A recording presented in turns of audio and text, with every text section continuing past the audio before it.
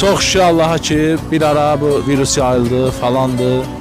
Ət paylaya bilmirdim. Artıq son qoyulub, hər şey yaxşılaşır. Ətləri paylaya bilirik.